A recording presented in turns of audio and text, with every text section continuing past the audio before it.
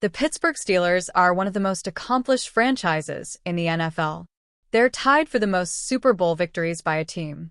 Much of that is due to their success in the 1970s. Those teams won 4 championships, being one of the most dominant teams in NFL history. However, before that, they weren't very successful. The Steelers were more similar to the current-day Cleveland Browns. Their rise to glory was thanks in big part to Chuck Noll. Joe Green recently explained how Noll changed the Steelers' culture. "My first meeting with the team, I had held out for 2 weeks, and when I came into the meeting room in training camp, Chuck Noll, our head coach, it was his first year, he said to the group, 'I want you guys to meet our #1 draft choice, Joe Green.'" Green said recently on Tony McGee Pro Football Plus TV show. "I stood up and I said, 'Hi, fellas.' My voice cracked. Everybody started laughing at me."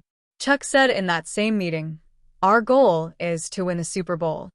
There was some laughter in the back. I want you to know, he found the guy that was laughing, the #1 guy, he wasn't there much longer.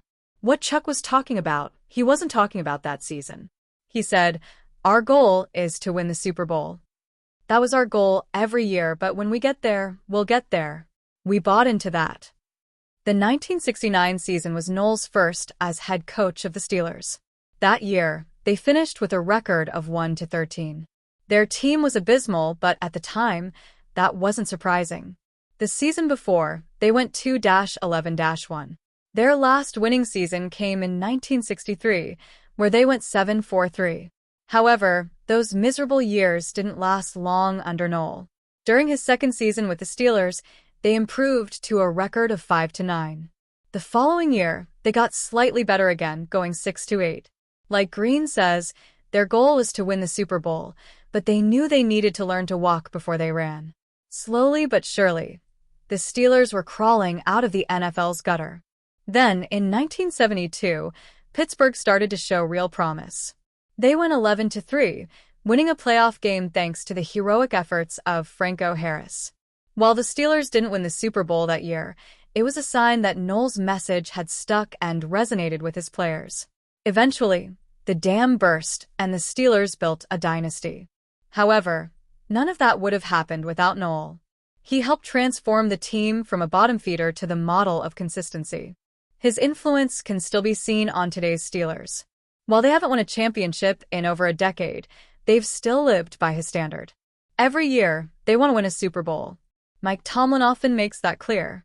His Steelers might be going through a drought when it comes to playoff wins, but he continues to have Pittsburgh in the playoff picture. Like with Noll, the Steelers likely won't become a Super Bowl contender again overnight. However, with the right leadership in place, they can gradually improve and get back to that level. Whether that's Tomlin or someone else remains to be seen.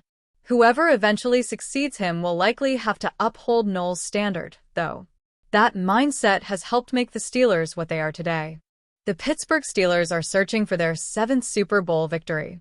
While the roster seems to be going through a retooling phase, Pittsburgh is still trying to make another run, evidenced by the efforts to bring in Aaron Rodgers this offseason.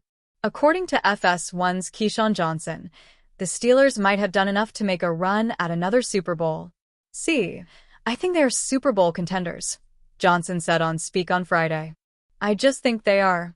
They go to the playoffs no matter who the quarterback is." Johnson does have a point. In 2023, Pittsburgh turned to Mason Rudolph late in the year, and he won 3 games to help push the Steelers into the playoffs.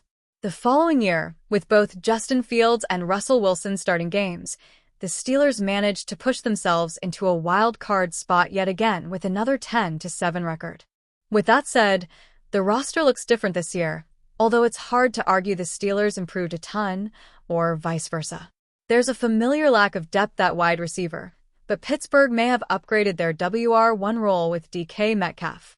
Najee Harris is gone, but time will tell if Caleb Johnson can fill his shoes at running back.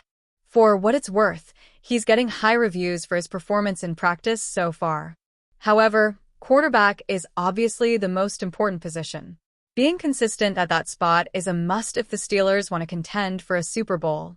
Johnson does think they're better at that spot in 2025 than they were in 2024. They're in a better position than they were last season with him, Aaron Rodgers, at the quarterback spot. And they made the playoffs. So, I think he gives them an opportunity, Johnson said. Fields never got a real chance, since the Steelers seemingly planned to start Wilson once he healed from his calf injury. Between Wilson and Rodgers, neither had the most impressive numbers last year. However, Rodgers does feel like an upgrade. The biggest reason for that is the stark difference in the way each finished the 2024 season. The Jets were a disaster all year long, but Rodgers looked better and more comfortable as the year went on. Meanwhile, Wilson got off to a hot start in Pittsburgh but fell apart down the stretch. The Steelers' 5-game losing streak wasn't all his fault. However, his mistakes were uncharacteristic for a veteran with his experience and certainly didn't help. There are question marks on offense, no doubt. However, it's not a drastic decrease in talent compared to last season, if it's even a decrease at all. If Rodgers does give the Steelers better quarterback play, it's reasonable to expect them to have a better year overall. It's hard to expect the Steelers to contend for a Super Bowl with the likes of Kansas City, Buffalo, and even Baltimore. The fact that analysts like Johnson are coming to these conclusions is a positive sign. Despite the many changes the Pittsburgh Steelers have made since last year, they're still not necessarily in a better place. According to Gerry Dulac of the Pittsburgh Post-Gazette, they still have a lot to prove to make that claim. Of course, they're not the ones making it, but many in the offseason seek out reasons for optimism. And there is reason for optimism, of course, concerning the Steelers this year.